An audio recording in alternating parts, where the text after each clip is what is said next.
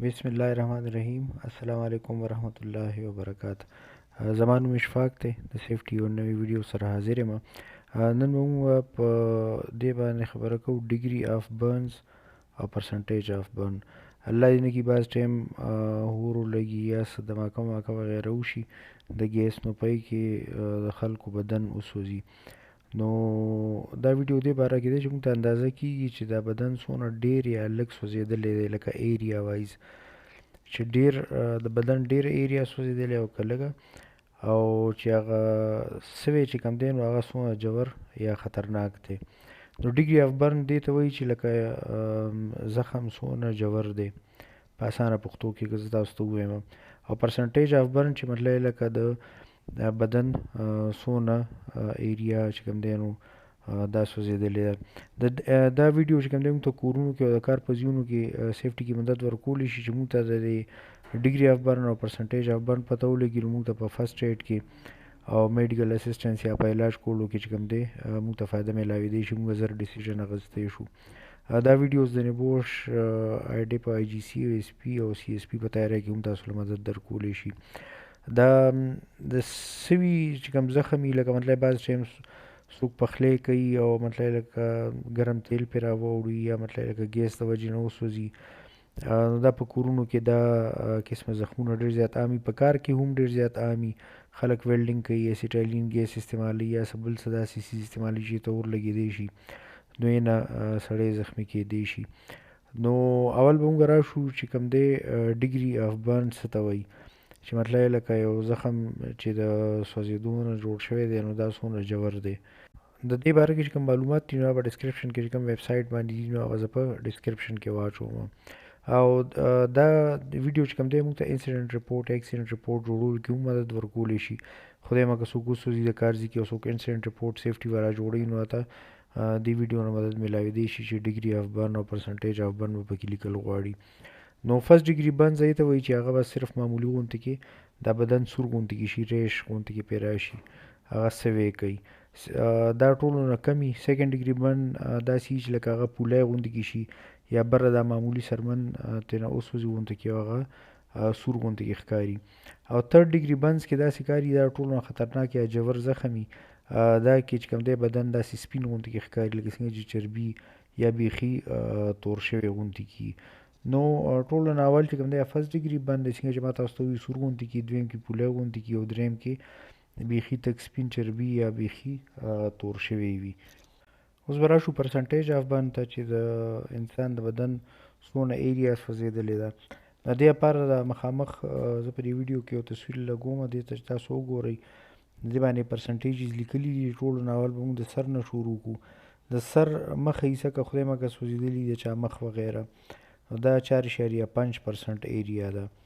دغه رنګ که شاته که کری او سټ سایډ د چا سوځېدلی نو هغه چې کوم دی هم 4.5% یا 4.5% ایریا ده.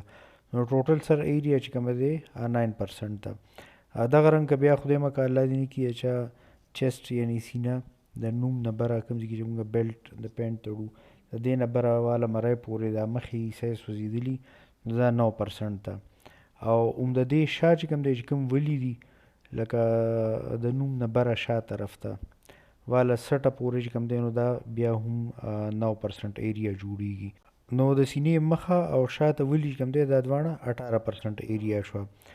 دغه رنګ بیا چې کوم دی د نوم نه واله یا د پرتوغاښ تړلو بیلټ نه ښکته کوم ځای کې چې بیا خپې سټارټ کېږي نو دې پورې چې کومه خېټه ده نو دا چې کوم دی 9% ایریا جوړیږي.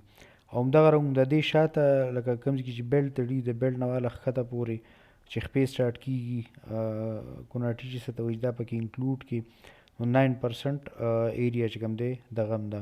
نو د خېټې مخه او شاته ملا چې کومه ده دا دواړه بیا 18% ایریا جوړیږي. نو تر اوسه پورې تقریبا لکه مطلب موږ چې کوم د سر نه راواله کور کا نو هغه 45% ایریا شوه. دا رنګ اوس به راشو لاسونو ته. لاسونه چې لکه بالکل سیده سړی ونیسي نو د لاس مخه چې کوم دی دا مخې ته تلې دې نه راواله تر ولي پورې چې کوم لاس دی دا 4.5% ایریا ده. او دغه رنګ د لاس شا چې کومه ده نو دا هم ټوټل لاس لکه صرف تلې نه د ولي نه راواله تر د ګوتو سرونو پورې د بیک سایډ یې هم چې کوم دی 4.5% ایریا ده. نو مطلب دا دی ښی لاس که مثلا مونږ یو راوالو نو 4.5 یې مخې ته او 4.5 د لاس شا طرف ته دا 9% ایریا جوړیږي.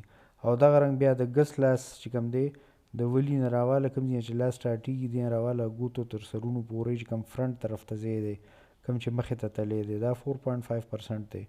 او دغه رنګ بیا چې کوم د دې بیک سایډ دی نو هغه هم 4.5% دی. نو دواړه لاسونه چې کوم دی یو لاس 9% او بل لاس 9%، نو دا تقریبا 18% ایریا چې کوم دی د لاسونو راځي. نو تر اوسه پورې مونږ کور کړ د بدن 63% ایریا. دغه رنګ اوس خپې ته به راشو. ښی خپه مخې طرف ته چې کوم دی کوم ځای چې خپه سټارټېږي د بره نه هغې نه راواله خپو تر ګوتو تر سرونو پورې مخې ته لکه دا پتون او کومه خپو لاندې ګوتو سرونو پورې چې کوم دی فرنټ هم 9% دی او بیا شاته چې کوم دی د کوناټي نه لږ ښکته چې سټارټېږي خپه هغې نه راواله تر ښکته پوندې پورې چې کوم دی دا 9% دی. نو یو خپه ښی خپه 18% ده. دغه رنګ بیا ګسه خپه چې کومه ده نو د دې ایریا هم فرنټ طرف ته 9% او بیک طرف ته هم 9%. دا چې کوم دی 18% پکې دا شو.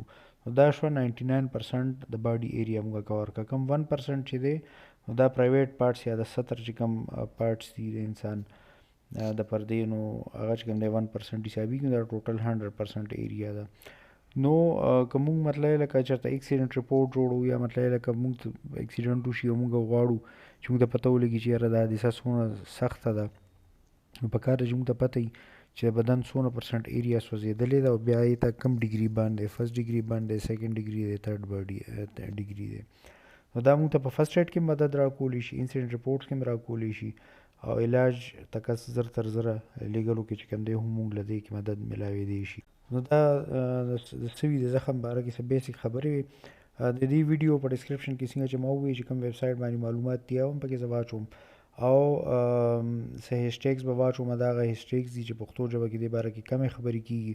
موږ غواړو چې ټیکنیکل خبرې په پښتو ژبه کې د هر پروفیشن پوه خلک چې کوم دې باندې خبرې وکړي چې پښتو ته علم راشي.